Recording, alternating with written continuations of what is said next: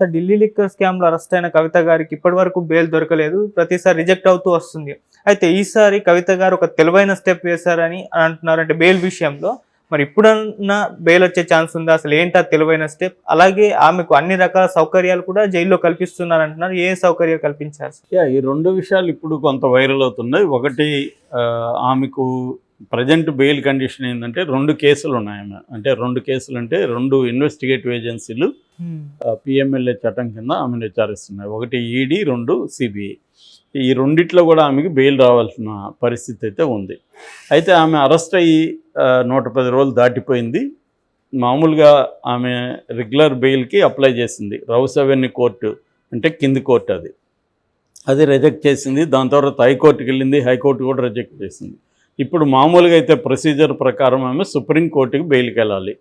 కానీ సుప్రీంకోర్టుకి వెళ్ళినా కూడా బెయిల్ రాదు, ఈ పద్ధతిలో రెగ్యులర్ బెయిల్ అనేది రాదు అనేది ఆమెకు అడ్వకేట్స్ ఇచ్చిన సలహా.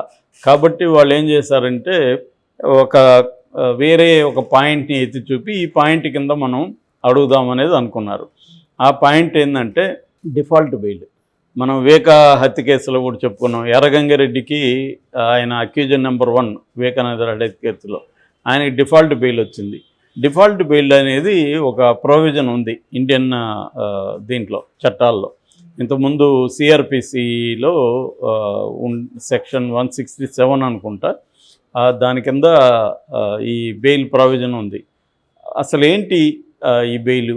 డిఫాల్ట్ బెయిల్ అంటే అర్థం ఏంటి అంటే, మామూలుగా సివియర్ మరణశిక్ష వేసే కేసులు కావచ్చు, లైఫ్ పడే కేసులు కావచ్చు, లేకపోతే 10 ఏళ్ళు పైబడే శిక్షలు ఉన్న కేసులు కావచ్చు, సివియర్ కేసుల్లో 90 రోజుల లోపల ఫైనల్ ఛార్జ్షీట్ వేసి ముగించకపోతే, దర్యాప్తు ముగించకపోతే జైల్లో ఉన్న ముద్దాయి నాకు డిఫాల్ట్ బెయిల్ ఇవ్వండి, ఎందుకంటే వాళ్ళ అసమర్థత వల్ల కావచ్చు, వాళ్ళకి పని ఒత్తిళ్ళు కావచ్చు, వాళ్ళు స్పీడ్గా దర్యాప్తు చేయకపోతే నేనెందుకు జైల్లో ఉండాలి, అది వాళ్ళ ప్రాబ్లం కాదు, నాది కాదు కదా అన్న ఒక యాంగిల్లో నుంచి కోర్టు చట్టంలోనే ఉంది.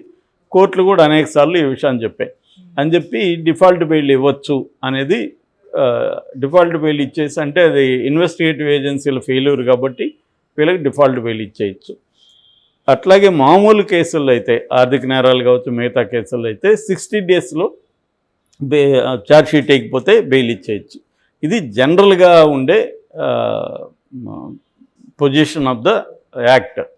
కానీ ప్రాక్టీస్లో 10 ఏళ్ళు కూడా జైళ్ళల్లో ఉన్నవాళ్ళు ఉన్నారు బెయిల్ రాకుండా. నేను ప్రత్యక్షంగా చూసింది, నేను ఉన్నప్పుడు 19 మంది 4 ఏళ్ళుగా జైల్లో ఉన్నారు వితౌట్ బెయిల్, వాళ్ళకి ఇవ్వలేదు బెయిల్. అలాగా చాలామంది పేదవాళ్ళు ఎక్కువ ఉంటారు.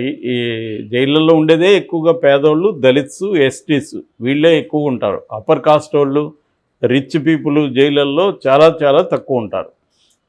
మెజారిటీ జైళ్ళల్లో మన దేశంలో 1300 జైళ్ళు ఉన్నాయి. ఆ మెజారిటీ జైళ్ళల్లో పేదవాళ్ళు ఎక్కువ ఉంటారు. ఫర్ ఎగ్జాంపుల్ మన పాపులేషన్లో 8% ఎస్టీస్ ఉంటే, షెడ్యూల్డ్ ట్రైబ్స్, జైళ్ళల్లో 20 నుంచి 25% వాళ్ళు ఉన్నారు. అంటే అంత పాపులేషన్ బయట ఉండడం కంటే జైల్లో వాళ్ళ పాపులేషన్ ఎక్కువ. ఎందుకంటే వాళ్ళకి న్యాయం తెలీదు, చట్టం తెలీదు, ఏమీ చదువుకొని ఉండరు. వాళ్ళ తరపున బయట ఎవరు కోర్టుల్లో లాయర్లను పెట్టి తిరగరు. ఇలాంటి ఇబ్బంది. ఇక్కడ మొన్న కూడా ఒక ప్రాబ్లం వచ్చింది. అదేంటంటే పేద ఖైదీలు ఉంటారు కదా, వాళ్ళకి లాయర్లను పెట్టుకునే స్తోమత ఉండదు. అందుకని గవర్నమెంటే ప్రొవైడ్ చేస్తుంది లాయర్ని. ఈ లాయర్లేమో ఆ కేసులు టేకప్ చేయకుండా నడుస్తుంటారు. ఇప్పుడు వాళ్ళు ఎవరినో అడుక్కొని మనలాంటి వాళ్ళు ఎవరో పోనీలే తెలిసిన వ్యక్తి అనే లాయర్ని పెడదామంటే ఈ లాయర్ ఒప్పుకోడు, గవర్నమెంట్ లాయర్, వీడి క్లియరెన్స్ ఇవ్వడు. ఇట్లా ఫిట్టింగ్లు పెట్టి లాయర్లే న్యాయ వ్యవస్థ కోసం పనిచేయాలి, కానీ వీళ్ళ వల్ల అన్యాయం ఖైదీలకి జరుగుతుంటుంది అనమాట. వీళ్ళు ఏంటంటే కొంత డబ్బులు వస్తుంది దానికి, ఆ డబ్బుల కోసం ఆశపడి వాళ్ళని సంవత్సరాల తరబడి జైళ్ళలో మగ్గే విధంగా వీళ్ళు చేస్తుంటారు. ఇలాగా మనకి జైల్లోకి వెళ్ళి జైల్లో కొద్ది రోజులు ఉంటే కానీ ఈ వ్యవస్థ ఎంత భయంకరంగా ఉందో మనకి తెలిసి రాదు. బయట ఉన్నప్పుడు అంత మామూలుగా అనిపిస్తుంది, కానీ జైల్లోకి వెళ్ళినాక చూస్తే ఎంత క్రూరంగా ఉంది ఈ వ్యవస్థ, ఎంత దారుణంగా ఉంది అనిపిస్తుంది. అంటే microcosm of the larger problem నీకు జైల్లో కనిపిస్తుంది. సో అందువల్ల ఈ ప్రొవిజన్ని ఇప్పుడు కవిత లాయర్లు ట్రై చేస్తున్నారు. అంటే వస్తుందా అని గ్యారంటీ లేదు. అట్లా అయింటే మరి దాంట్లోనే 2-3 ఇంకా ఆపు నాయకులు ఉన్నారు కదా. Manish Sisodia for example 1 year పైన ఉన్నాడు. మరి ఆయనకి ఇదే రావాలి కదా. అందుకని ఇన్వెస్టిగేటివ్ ఏజెన్సీలు తెలివిగా ఏం చేస్తుంటాయి, ఈ క్లాజ్ని బ్రేక్ చేయడం కోసం ఇంకా కొత్త విషయాలు బయటపడ్డాయని చెప్పి అనుబంధ ఛార్జ్షీట్లు వేస్తూ ఉంటారు వీళ్ళు. ఆ మధ్య కూడా సుప్రీంకోర్టు సీరియస్గా మందలించింది ఈడీని, ఏంటి మీరు అనుబంధ ఛార్జ్షీట్లు వేస్తూనే ఉంటాయి ఎలాగా అని చెప్పి. సో అందువల్ల కోర్టులు జడ్జెస్ కానీ అనుకుంటే బెయిల్ ఇచ్చేయచ్చు, ఈ కాదు. కానీ చాలా సమయాల్లో జడ్జెస్ బెయిల్ ఇవ్వరు. ఎక్కువగా న్యాయ వ్యవస్థ కూడా ఎలాగ ఉంటుందంటే ఇన్వెస్టిగేటివ్ ఏజెన్సీల వైపే ఉంటుంది తప్ప ఎన్ని కథలు చెప్పినా ప్రాక్టీస్లో మనం కానీ ఓవర్ ద కోర్స్ చూస్తే న్యాయ వ్యవస్థ కూడా ప్రజల తరపున, ముఖ్యంగా పేదల తరపున న్యాయ వ్యవస్థ పనిచేయడం అనేది తక్కువ సమయాల్లో మాత్రం పనిచేస్తుంది తప్ప తక్కువ సందర్భాల్లో, ఎక్కువ సందర్భాల్లో గవర్నమెంట్ వైపు, ఇన్వెస్టిగేటివ్ ఏజెన్సీల వైపే న్యాయ వ్యవస్థ పనిచేయడం అనేది మనకి ఓవరాల్గా కనిపిస్తుంది స్టడీ చేస్తే కానీ, నా అనుభవం చూసినప్పుడు కానీ. ఎందుకంటే నేను పౌర హక్కుల సంఘంలో కూడా ఒక 5 ఏళ్ళు పనిచేస్తాను, నక్సలైట్ ఉద్యమంలో ఒక 5 ఏళ్ళు పనిచేస్తాను. ఈ 10 ఏళ్లలో నేను న్యాయ వ్యవస్థ, పోలీసు వ్యవస్థ అంతా ప్రత్యక్షంగా చూశాను కాబట్టి చెప్తున్నాను. సో అందువల్ల ఇక్కడ కవిత విషయంలో జరుగుతుందా అంటే గ్యారంటీ ఇవ్వలేము. జరగచ్చు, జరగకపోవచ్చు. ఒక దాంట్లో జరిగితే ఇంకో దాంట్లో జరగకపోవచ్చు. పైగా పిఎంఎల్ఏ చట్టం అనేది వెరీ రిగరస్ యాక్ట్. ఆ యాక్ట్లో రెగ్యులర్ చట్టాలకు సంబంధించిన ఇవి దాంట్లో అప్లికబుల్ కావు. కాబట్టి అంటే కవితకి ఇంకా వేరే మార్గం లేదు. 1 అప్రూవర్గా మారాలి, 2 మోడీకి ఏదో మంచి ఆఫర్ ఇచ్చి తాము సాధించాలి, 3వది ఇట్లాంటివి లీగల్గా ఏమేమి ఉన్నాయి అనేది ఎక్స్ప్లోర్ చేయాలి. అది అవ్వచ్చు, అవ్వకపోవచ్చు, కానీ వేరే మార్గం లేదు. సో ఇది బేసిక్గా ఆమె కేసుకు సంబంధించి. ఇక జైలుకు సంబంధించి ఆమెకి అనేక సౌకర్యాలు వస్తున్నాయంట అని చెప్తున్నారు. మామూలుగా జైల్లో ఏం సౌకర్యాలు ఉంటాయి? మామూలుగా అయితే 1300 జైళ్ళు ఉంటే 31 జైళ్ళు మహిళా జైళ్ళు ఉన్నాయి ఇండియాలో. సో మహిళా ఖైదీలు తక్కువే ఉంటారు యాక్చువల్గా. మామూలుగా 4-5 లక్షల మంది మనకి రెగ్యులర్ ఖైదీలు ఉంటాయి. అందులో వీళ్ళు కొన్ని వేల మంది మాత్రమే మహిళలు ఉంటారు. మహిళా నేరాలు కూడా తక్కువే కంపేర్ టు మేల్ క్రైమ్స్. మగవాళ్ళు చేసే క్రైమ్స్తో పోలిస్తున్నప్పుడు మహిళా నేరాలు తక్కువ. అయితే వితిన్ ద మహిళా నేరాల్లో పెరుగుతున్నాయి మహిళలు చేసే నేరాలు. ఏదేమైనా జైళ్ళల్లో వాళ్ళ సంఖ్య తక్కువే. అయితే మగవాళ్ళ కంటే మహిళలకు జైళ్ళల్లో అనేక ఇబ్బందులు ఉంటాయి.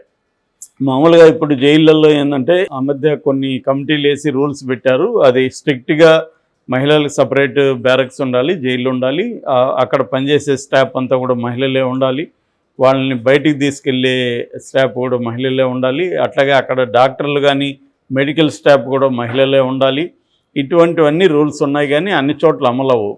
ఒక్కోసారి మేల్ గార్డులు ఉండి రేపులు జరిగి ఈ మధ్య విపరీతంగా ప్రెగ్నెన్సీలు వచ్చిన ఇష్యూ వైరల్ అయింది. ఎందుకంటే అక్కడ మేల్ గార్డ్స్ ఉంటున్నారు, మహిళా ఖైదీలతో వాళ్ళు అఫైర్స్ పెట్టుకుంటున్నారు. అఫైర్స్ అంటే వాళ్ళకి ఇంక వేరే మార్గం లేదు. వీళ్ళతో అఫైర్ పెట్టుకుంటే కనీసం కొన్ని మంచి ఫుడ్డు, మంచి మెడిసిన్ అట్లాంటిది వీళ్ళు అందిస్తారు. కాబట్టి వాళ్ళ దగ్గర ఇంకా వేరే డబ్బులు ఉండవు. ఓన్లీ బాడీ పెట్టుబడిగా పోయిందులని వాళ్ళతో గడపడం వల్ల వాళ్ళు కొద్దిగా మెరుగ్గా ఉంటుంది. కాబట్టి వాళ్ళు యంగ్గా ఉన్న మహిళా ప్రిజనర్స్ ఈ గార్డులతో అఫైర్లు పెట్టుకోవడం, దానివల్ల ప్రెగ్నెన్సీలు రావడం, ఈ ఇష్యూ కూడా పెద్ద వైరల్ అయింది ఈ మధ్య. కాబట్టి అంటే మనకేందంటే చట్టంలో ఒకటి ఉంటుంది, రాజ్యాంగంలో ఒకటి ఉంటుంది, అమలులో వేరే రకంగా ఉంటుంది. ఎప్పుడైనా మనం అమలు ఏం జరుగుతుంది అనేది మన క్రైటీరియా తప్ప పుస్తకాల్లో ఏముంది అనేది క్రైటీరియా కాదు. అమల్లో ఏం జరుగుతుంది అనేది ఇంపార్టెంట్. ఆ రకంగా చూసుకున్నప్పుడు మహిళా ఖైదీలు చాలా రకాల ఇబ్బందులు పడుతుంటారు. ముఖ్యంగా ఎయిడ్స్ కూడా చాలా ఎక్కువ. ఇదే తిహార్ జైల్లో కూడా ఎయిడ్స్ ఎక్కువ ఉంది. మనం దీని మీద ఒక వీడియో కూడా చేసుకున్నాం. సో ఈ కవిత ఉన్న జైల్లోనే దాదాపు 100 మందికి పైన మహిళా ఖైదీలకు ఎయిడ్స్ ఉంది. సో అదొక ఇబ్బంది. రెండవది వాళ్ళ పిల్లల్ని కూడా, అక్కడ పిల్లలు పుట్టుండొచ్చు, లేదా పిల్లలతో బయట ఎవరు లేనప్పుడు వాళ్ళ పిల్లల్ని కూడా అలో చేయాలని కూడా చట్టం చెప్తుంది. వాళ్ళ పిల్లల్ని సాకడం అదొక కష్టం. మామూలుగా బయట పిల్లల్ని సాకడమే కష్టం. జైల్లో అయితే ఇంక వాళ్ళకి పిల్లలకి అనేక జబ్బులు వస్తాయి, అనేక ప్రాబ్లమ్స్ ఉంటాయి. వాళ్ళకి 4 గోడల మధ్య ఇతర పిల్లలతో ఆడుకునే పరిస్థితి ఉండదు, వాళ్ళకి పిచ్చెక్కుతుంటుంది. ఇవన్నీ భరించాలి. అట్లాగే ఫుడ్డు, బయట వాళ్ళకి ఉండే ఫుడ్ అక్కడ ఉండదు. రెండవది శానిటరీ వ్యవహారాలు విమెన్కి ఎక్కువ కావాలి. కొన్ని జైళ్ళల్లో కొంత ఇస్తున్నారు కానీ అది సరిపోదు. ఇట్లాగా అంటే విమెన్ రిలేటెడ్ ఇష్యూస్ అనేకం ఉంటాయి. మగవాళ్ళంటే ఎక్కడంటే అక్కడ ఇది చేయొచ్చు కానీ వీళ్ళకి అటువంటివి ఉండవు. సో ఇక మిగతా రోజువారీ సౌకర్యాలు అంటే విత్ ఇన్ ద సెల్లో టాయిలెట్లు సరిగా ఉండదు, కంపుగా ఉంటుంది, అందరితో పాటు ఇది చేయాలి, ఈమెకి ఒక అలవాటు అయి ఉంటుంది లైఫ్ స్టైలు. ఇలాంటి వాళ్ళకి ఇంకా ఇబ్బంది. పేదవాళ్ళకి కొద్దిగా బెటర్ జైళ్ళు, ఎందుకంటే బయట లైఫ్కి జైలు లైఫ్కి పెద్ద తేడా ఉండదు వాళ్ళకి. కానీ వీళ్ళకి ఏసీలు, కంఫర్ట్స్ అన్నీ అలవాటు అయిపోయిన వాళ్ళు జైల్లో అనేది ఖచ్చితంగా దుర్భరంగా ఉంటుంది. కొంతవరకు డబ్బులు ఇస్తే అక్కడ ఏం జరుగుతుందంటే ఈ శానిటరీ నాప్కిన్స్ మంచివి తెచ్చుకోవచ్చు, బట్టలు కొద్దిగా మంచివి కట్టుకోవచ్చు, పుస్తకాలు ఏమన్నా తెప్పించుకోవచ్చు, క్యారమ్స్ లాంటివి వాళ్ళతో ఇంకిద్దరు ఉన్నారు కాబట్టి వాళ్ళతో ఆడుకోవచ్చు. తర్వాత ఇంకేమన్నా కొన్ని సౌకర్యాలు, ఫోన్ కూడా వాడచ్చు. మామూలుగా నాకు తెలిసి 1 lakh వరకు పర్ మంత్ కానీ పే చేయగలిగితే సెల్ ఫోన్ కూడా ఇచ్చిన సందర్భాలు చాలా నేను చూశాను. అట్లాగే మెడిసిన్స్ అవి కూడా వీళ్ళకి కావాల్సినవి తెచ్చిస్తారు ఇల్లీగల్గా. సో అట్లా కొన్ని ఫుడ్ కొద్దిగా వాళ్ళ వరకు స్టాఫ్ వండుకునే ఫుడ్ వీళ్ళకి ఇవ్వచ్చు. సో అవన్నీ నేను కూడా చూశాను. స్టాఫ్ వండుకునే ఫుడ్ ఇస్తారు మనకి. వాళ్ళు ఒక్కోసారి స్టాఫ్ ఇళ్ళల్లో ఉండి చికెన్ మటన్ తెచ్చి ఇచ్చిన సందర్భాలు కూడా ఉన్నాయి. వార్డర్ వాళ్ళ ఇంట్లో చికెన్ వండుతాడు, అందులో మనకు కొంచెం తెచ్చిస్తాడు, దానికి ఇంత అమౌంట్ అని తీసుకుంటాడు. ఇలాంటివి చేయొచ్చు. అలాంటి సౌకర్యాలు నాకు తెలిసి కవితకు కూడా దొరకవచ్చు. ఎందుకంటే వాళ్ళ దగ్గర డబ్బు ఉంది కాబట్టి 10 రూపాయలు అనే చోట 100 రూపాయలు 1000 రూపాయలు కూడా ఇవ్వగలరు వాళ్ళు. కాబట్టి వాళ్ళకు కూడా మామూలుగానే ఆ మధ్య ఒక ఖైదీ మిత్రుడు చెప్తున్నాడు, ఎవరైనా ప్రముఖుడు వస్తున్నాడు మన జైలుకి అనగానే వీళ్ళు లెక్కేసుకుంటారంటే ఎంత వస్తుందిరా మనకి నెలకని. అంటే ఆ ప్రముఖుడు వస్తున్నా అంటే మనందరికీ పండగ అన్నట్టుగా వీళ్ళు ఆనందంగా ఉంటారనమాట. సో ఎందుకంటే వాళ్ళకి తెలుసు కాబట్టి సెల్లు సెలక్షన్ దగ్గర నుంచి డబ్బులే. అంటే ఈ సెల్లో నేను ఉండాలంటే ఆ సెల్కి సంబంధించి డబ్బులు ఇవ్వాలి, లేదంటే వాళ్ళు ఎక్కువ గుంపు ఉన్న సెల్లో వేసేస్తారు. ఆ రకంగా కవితకి ఉండొచ్చు. కాకపోతే కంజుగల్ ఫెసిలిటీ అనేది మన ఇండియన్ జైల్స్లో లేదు. కంజుగల్ ఫెసిలిటీ అంటే ఒక స్త్రీ ఉంటే వాళ్ళ భర్త బాయ్ ఫ్రెండ్ బయట ఉంటే వాళ్ళిద్దరినీ కలిపే ఒక సెల్లు లాంటిది ఏర్పాటు చేసి